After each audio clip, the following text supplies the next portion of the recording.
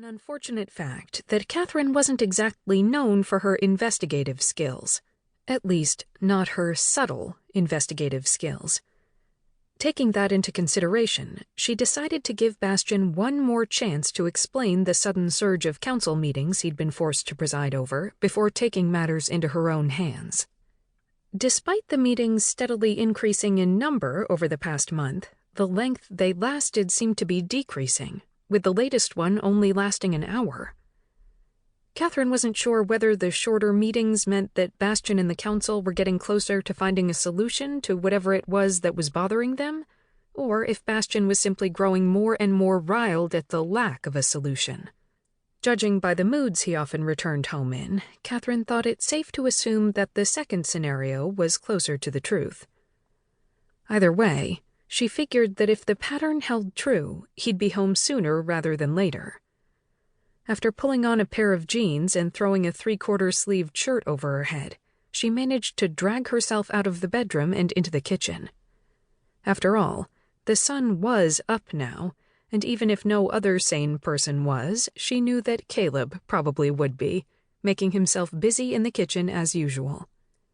She was right, of course. The smell of sizzling fat hit Katherine's nose immediately, causing her to wrinkle it in disgust.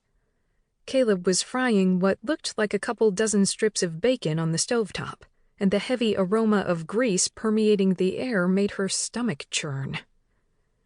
He was the only person in the kitchen, and Katherine assumed that the remaining members of the pack, Sophie and Zane, were still nestled away in their bedrooms, sleeping.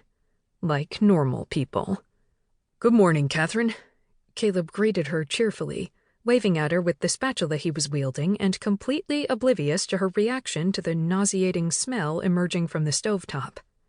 "Well, it's morning," she agreed, less joyously, shuffling to the refrigerator in search of something to drink. She poured herself a tall glass of orange juice before taking a seat at the kitchen table. "You hungry?" he asked over his shoulder, not waiting for an answer before continuing. "The bacon's almost done. How many pieces do you want?"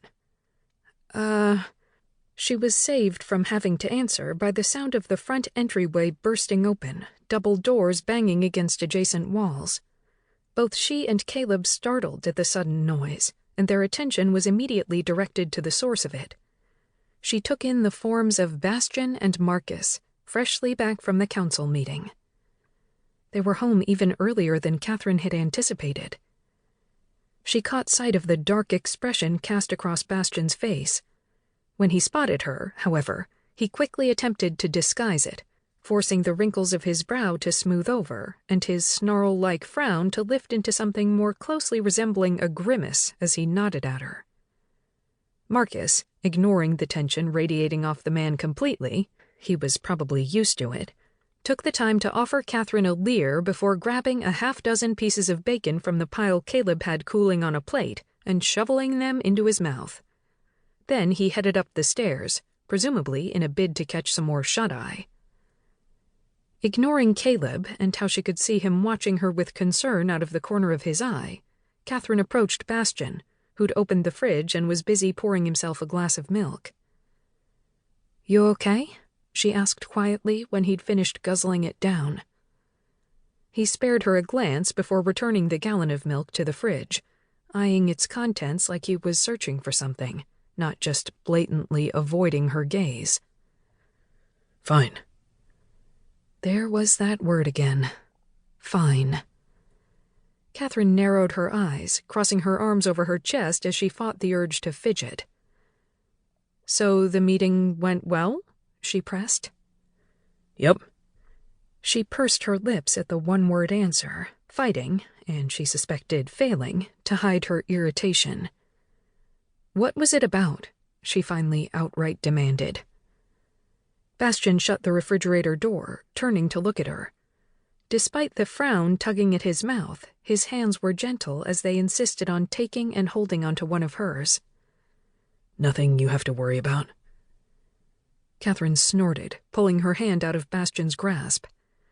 "Actually, if it put that expression on your face, then yes, it is something I have to worry about."